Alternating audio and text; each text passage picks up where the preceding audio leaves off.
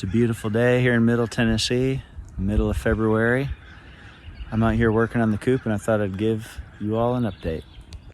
This is the first coop that we've designed and built from scratch. And we had a few ideas in mind. One, we really wanted to have an automatic chicken door. Number two, we wanted to use as many salvaged and reclaimed materials as possible. And number three, we wanted to be able to walk inside the coop for easy cleaning. So this chicken door is just one that we found online. It seems to work pretty well. It opens on its own in the morning and closes on its own in the evening, and it's entirely powered by this solar cell. As far as the materials go, this window is salvaged from our house. This siding is out of our basement. A lot of this 2x4 lumber is out of the basement, and this sheet metal roofing is really great, and we found that in an alley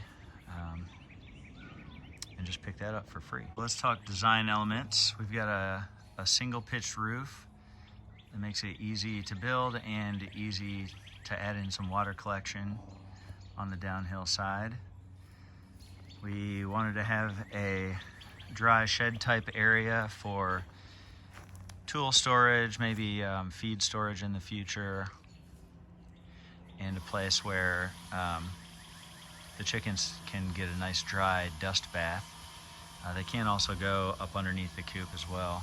And we're going to put a rack for lumber storage, just odds and ends that we want to keep dry. There's plenty of ventilation up top. We just used a 1/4 inch hardware cloth and made sure that was really secure, even up in between the roof and the beams there. This window also makes it really nice for increasing ventilation and that kind of thing.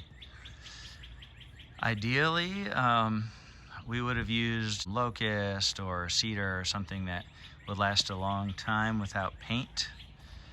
But since we were using reclaimed materials from the basement, a lot of them were not designed to be exposed to the weather, and we thought some nice paint would give it a lot more longevity. As we go inside, you can see a few other elements. We've got some inexpensive vinyl flooring to make it easy to clean out, give a little extra water protection. We've got nesting boxes made from milk crates with the front cut out.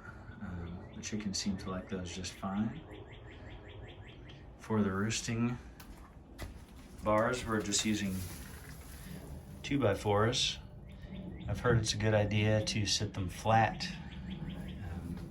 When it gets cold, the chickens like to be able to tuck their feet up under, and sometimes they can suffer from frostbite if their roosting bars aren't wide enough to allow them to do that.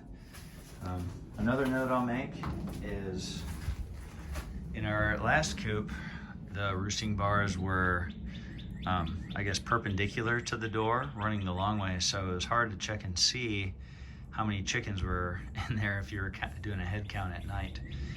And with it along the end, it makes it really nice. You can see everyone who's there at a glance. Now, as far as this enclosure goes, we weren't ready to commit to anything permanent, and so we landed on this 4.5 foot electrifiable and movable fencing. It seems to keep most of them in. We might choose to electrify that later on when we build our solar array. But for right now, with this area still under development, we have some leaf bags and some wood chips stocked up there. We're starting to put in some fruit trees and bushes around this area. It's really nice in the winter because this is a sunny, dry hill, but in the summertime in Tennessee, that can get too hot and dry too fast. So we'll experiment with reshaping this enclosure, and eventually we'll probably land on something a little more permanent for this design. That's about it for now. we'll keep you updated as we continue to develop some of these elements, and I'm gonna keep on painting. Thanks for watching.